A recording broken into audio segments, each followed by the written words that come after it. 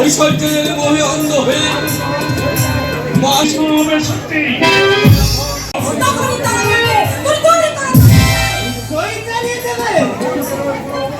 ভুল করে প্রলোভন করে প্রথমে তারা তোমাকে আশ্রয় দেয়, কিন্তু তখনই তারা বুঝতে পারে তুমি তাদের নরকের পথে টেনে নিয়ে যাচ্ছ, তাই তখনই তাদের মোহ কেটে যায়।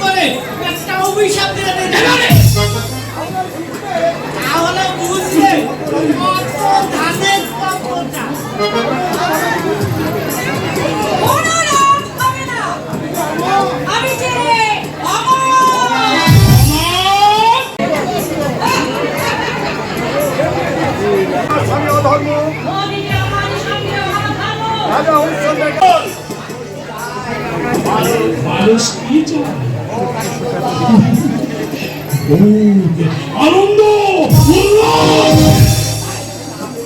তাই যদি তুমি না পেলে তাহলে তোমার এই জীবনের মূল্য কি? আচ্ছা বন্ধু, কিছুক্ষণ আগে একদল ব্রাহ্মণ এসে আমার কাছে বলে গেল তারা নাকি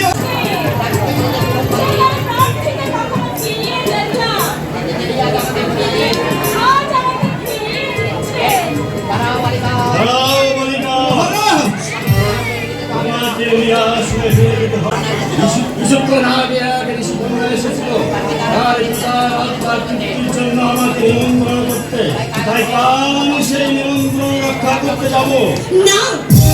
না মহারাজ না, এই এক পক্ষ কালের মধ্যে তোমার কোথাও যাওয়া হবে না। কিন্তু আমি যে তাকে কথা দিয়েছিলাম। কি বলছো তুমি? কি বলছো? আমি ভয় চিন্তার করে উঠলাম। এমন সময় দেখলাম এক জ্যোতির্ময় পুরুষ আমার সামনে দাঁড়িয়ে। সে আমাকে ডেকে বললেন, সেই জ্যোতির্ময় পুরুষ অদৃশ্য হয়ে মহারাজ, আপনার মঙ্গলার্থে আমি মন্দিরে পুজো করতে গিয়েছিলাম। দেখলাম নারায়ণ বিগ্রহ ঠকঠক করে যাচ্ছে, আর তার দুই চোখে শ্রাবণের ধারা বয়ে যাচ্ছে।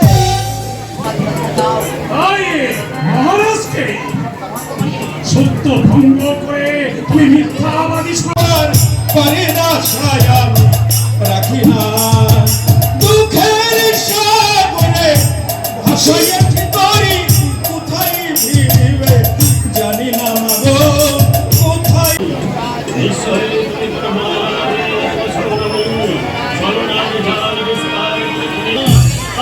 পাপের পথে সে কোনদিন পায়ে দিয়ে দেবে না, পায়ে দিয়ে দেবে না।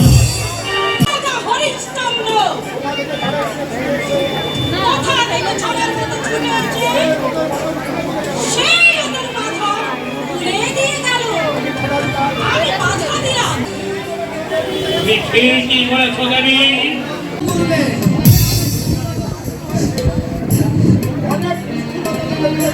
অনেক নিত্যতা আপনি অতিক্রম করেছেন, আর কেন করবে? এতে পাপের বোঝা বাড়বে ছাড়া